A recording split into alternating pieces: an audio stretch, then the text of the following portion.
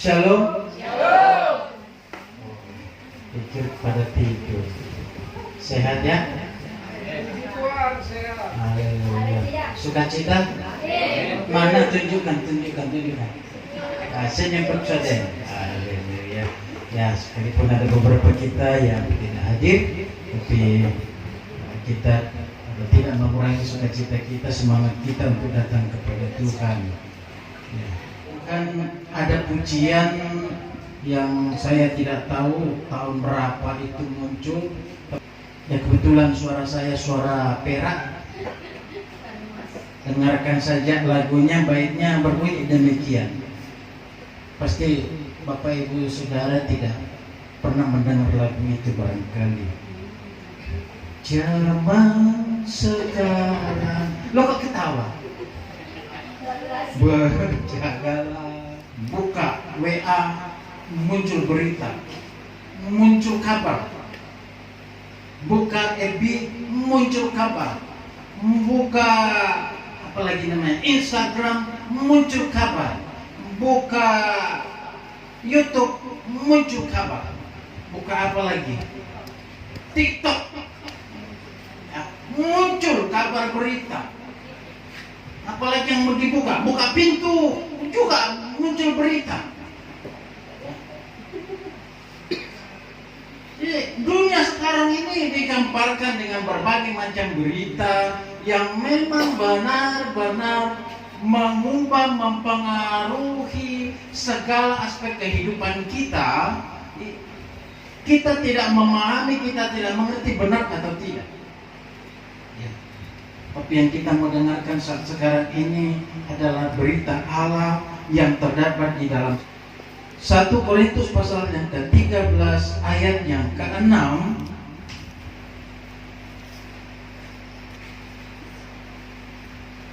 Ini ayat pasti dihafal sudah ini. Sudah berapa minggu ini kita bahas dan singkat pula. Berbunyi demikian, ia tidak bersuka cita karena ketidakadilan, tapi karena kebenaran. Kita sudah membahas, kalau kita membahas ketidakadilan itu sampai dunia ini kiamat tidak selesai kita bahas satu-satu.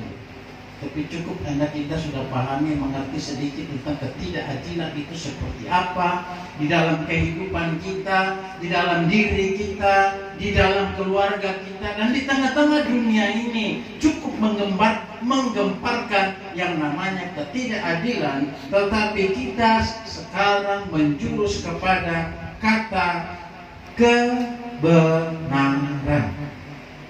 Kebenaran.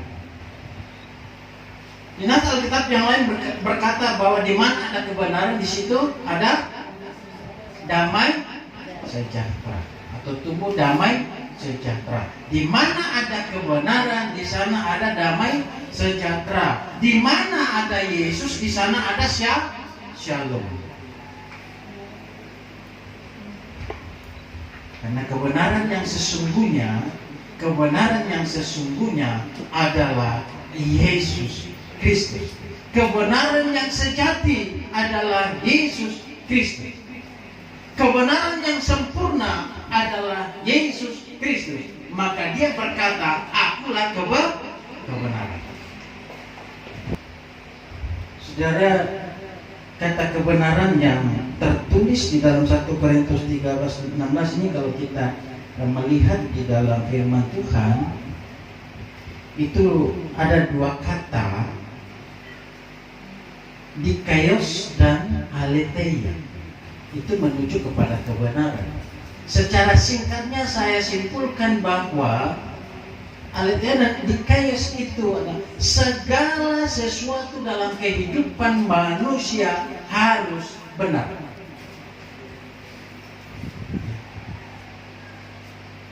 Segala aspek kehidupan manusia itu harus benar. Lalu kebenaran itu macam gimana? Tidak hanya benar, tapi fakta, realistis, jujur. Itu kebenaran. Dalam bahasa Masalahnya kita simpulkan bahwa segala sesuatu dalam kehidupan kita itu harus fakta, realistis. Jadi kalau tidak sesuai dengan harapan kita, tidak sesuai dengan keinginan kita, ya legowo, menerima, tanpa ada iri hati, tanpa ada kedengkian, tanpa ada kecemburuan. Masalah itu timbul dalam kehidupan kita karena kita merasa cemburu, dengki, benci, iri hati. Saudara, kalau saudara dan saya masing-masing atau semua orang di dunia ini masing-masing dengan tenang melakukan segala aktivitas keagamaannya dengan baik dan benar menurut agamanya masing-masing, tidak ada peperangan, tidak ada pertengkaran, semua akan legowo menerima. Soal masuk surga kan urusan masing-masing, bukan urusan orang lain. Ngikut atau tidak itu tidak bisa dipaksakan, dan harusnya begitu legowo. Itu faktanya harus seperti itu. Ya.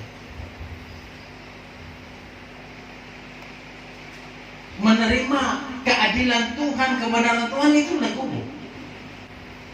Anak-anak cucu kita melihat perlakuan yang berbeda dan satu dengan yang lain dari orang tua dan kakek nenek, masalah. Apalagi kalau sudah muncul kata cucu kesayangan, muncul kata anak mas, wah makin jadi masalah. Ada lagi anak kesayangan, wah masalah.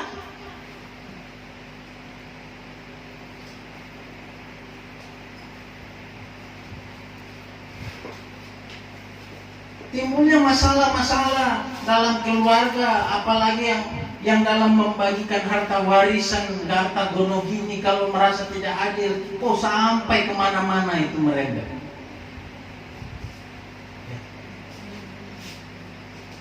Sampai kemana-mana itu menjalar.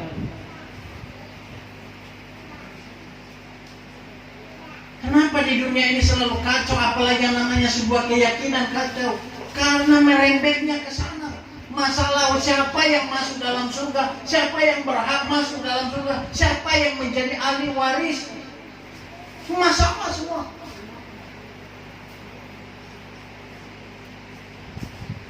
Tuhan hanya satu jalan, tetapi manusia membuat dirinya banyak jalan. Dan ketika jalannya itu buntu, marah.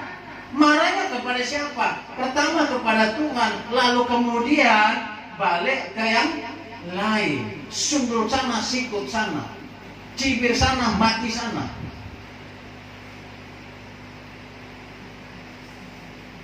Kalau Anda hidup dalam kebenaran, saudara akan tetap tenang dan tenang. Dan disambung ke sana, akulah jalan kebenaran dan hidup. Sehebat-hebatnya manusia, sejaya-jayanya manusia, dia tidak pernah janji untuk datang kembali. Tapi Yesus adalah kebenaran yang sempurna, memiliki kasih yang sempurna, maka dia berkata, aku akan pergi menyediakan tempat, sekali waktu aku akan kembali. Berani berkata seperti itu karena Yesus Kristus adalah kebenaran. Apa yang dikatakan, apa yang disampaikan adalah fakta, real, nyata, dan tidak pernah menjadi sebuah harapan atau angan-angan yang tidak pasti. Apa yang dikatakan oleh Yesus itu pasti. Tidak ada kata semoga. Yesus tidak pernah berkata, kamu tenang, kamu jalani hidupmu di dunia ini, semoga nanti aku bisa datang lagi. Kan tidak ada.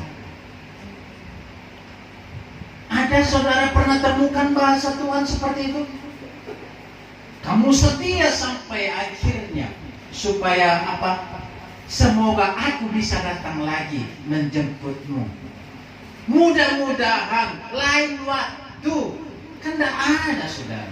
Yang jelas sekali waktu aku datang yang kedua kali. Datang kedua kali atau Tuhan Yesus datang kedua kali itu menjemput orang yang seperti apa? Orang yang hidup dalam kebenaran. Orang yang hidup dalam kebenaran. Pertama untuk datang membenarkan orang-orang berdosa. Hidup manusia sudah hidup dalam dosa, hidup dalam kebohongan, hidup dalam kecemburuan, hidup dalam kehinaan. Manusia lebih menginginkan keinginannya daripada keinginan Tuhan. Lalu manusia tidak bisa nyampai, tidak bisa berjumpa dengan Allah, tidak bisa melihat kemuliaan Allah, karena Allah berkata, siapa yang dapat melihat wajah Tuhan hanya orang-orang yang kudus dan benar. Orang banyak melakukan segala kebaikan, berbuat baik supaya bisa sampai ke sana, tidak akan pernah sampai.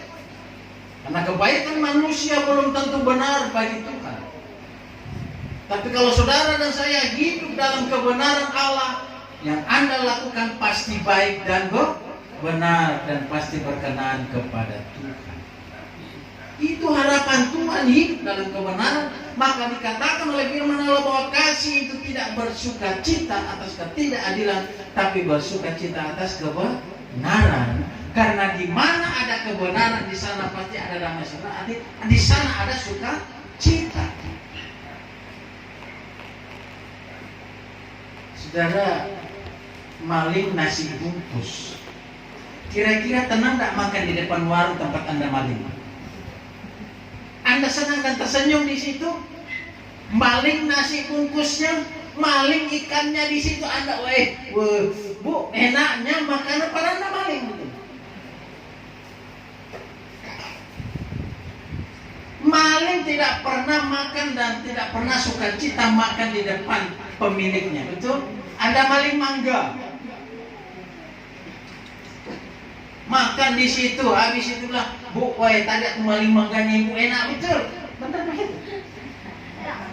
Kebenaran Allah tidak pernah salah, bahwa hidup di dunia yang sementara ini tidak akan pernah sempurna adanya.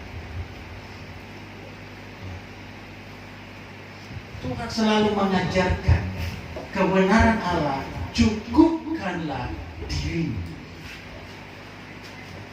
Ini sebuah kebenaran yang tidak bisa kita sangkal. Ini sebuah kebenaran yang tidak bisa kita ubah. Cukupkan dirimu. Lalu kenapa ada pencurian? Lalu kenapa ada korupsi? Kenapa ada suap? Karena tidak mencukupkan diri. Kenapa ada iri hati? Kenapa ada kecemburuan? Karena tidak mencukupkan diri. Kasih dalam Tuhan, kebenaran Allah adalah segala aktivitas aspek kehidupan kita dalam situasi yang nyata dan real. Ciptaan Tuhan yang mulia, yang selayaknya selalu menyanyikan dan memujikan haleluya.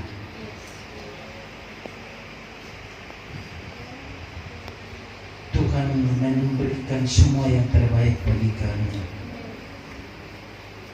Engkau menyatakan kebenaran yang sesungguhnya. Dan sekalipun di tengah-tengah dunia yang kami jalani, kami lewati, yang Tuhan izinkan bagi kami untuk kami nikmati, bahwa kami untuk selalu menyanyikan kebenaran-Mu di dalam haleluya. Bahwa kami untuk menjadi penyembah-penyembah dan pemuji-pemuji yang benar, belajar memuji menyembah Engkau di dalam roh dan kebenaran. Sebab dunia ini semakin jauh dari kebenaran Tuhan. Tuhan, bawa anak cucu kami untuk mendekatkan diri kepada Tuhan. Dalam pendidikan mereka, cita-cita mereka, Tuhan kami percayakan semuanya dalam tangan-Mu. Bahwa cita-cita mereka, harapan mereka ada dalam tangan Tuhan, karena masa depan mereka ada pada Tuhan. Terima kasih Tuhan, memberkati